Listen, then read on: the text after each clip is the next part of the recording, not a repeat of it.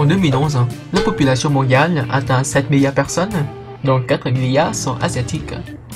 Parmi les asiatiques, il y a 0,2 milliards qui viennent du Moyen-Orient, 1,2 de l'Inde, 1,3 de la Chine et 1,3 de l'Asie-Pacifique. Mais les Asiatiques ne vivent pas que sur leur territoire. Ils sont un peu partout dans le monde, notamment les Chinois. Grâce à l'apparence physique, on peut facilement reconnaître un Indien ou un Arabe parmi les Chinois, mais pour des gens, les Vietnamiens et les Chinois sont pareils. Ils sont petits, avec des yeux bridés. Ils mangent du riz avec des baguettes pendant toute l'année. Ils sont des génies en mathématiques et travaillent comme des fous. Donc, comment on peut reconnaître un Vietnamien parmi les Chinois? D'abord, il faut savoir la position géographique du Vietnam dans le monde. Ici, c'est la Chine, et voici le Vietnam. Comme c'est deux pays voisins, et dans le passé, le Vietnam était envahi par les Chinois pendant un millénaire, le fait que nos cultures sont similaires est inévitable. Par contre, le Vietnam se situe à l'Indochine. Il est devenu le centre culturel de l'Asie dans le passé, et notre culture était le mixte entre la culture indienne et celle de la Chine. On parle le langage, qui est de la même famille que les Thaïlandais, mais une autre écriture s'est basée sur les caractères chinois. On appelle cette méthode d'écriture le nom. Le nom est une sorte de l'écriture très particulière. On utilise la prononciation des sinogrammes pour en exprimer le sens en vietnamien. Voici le mot que l'on écrit en chinois, ça se prononce mot. En cantonais, ça veut dire ne pas, mais en vietnamien, cette prononciation signifie le chiffre 1.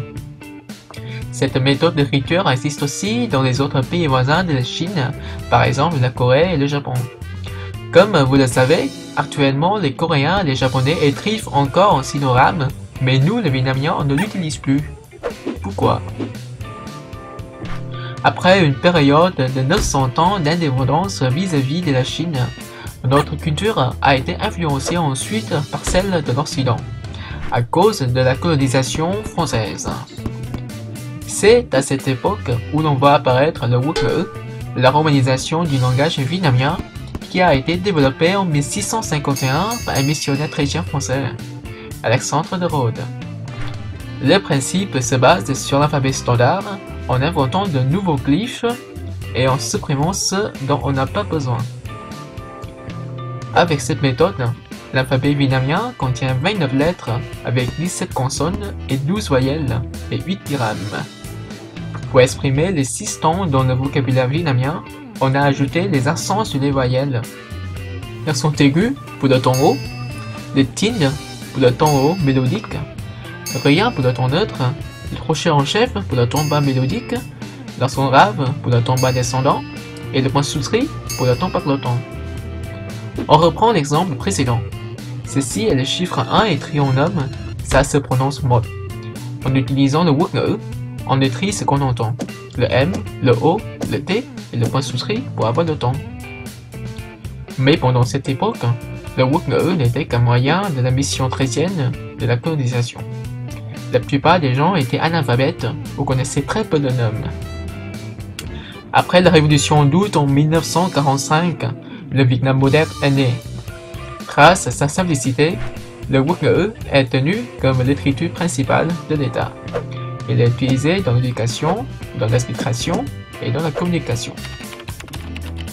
Cette fois, la culture vietnamienne a encore pratiqué le mixage. On a des coutumes traditionnelles comme les Chinois, on parle à la manière des Thaïlandais et on écrit en latin comme les Occidentaux. Bref, si vous voyez un Asiatique dans la rue, pour savoir s'il est chinois ou vietnamien, il faut juste regarder son carnet de notes. Moi, je suis fier d'être vietnamien et en tant qu'artiste, je vise un moi universel.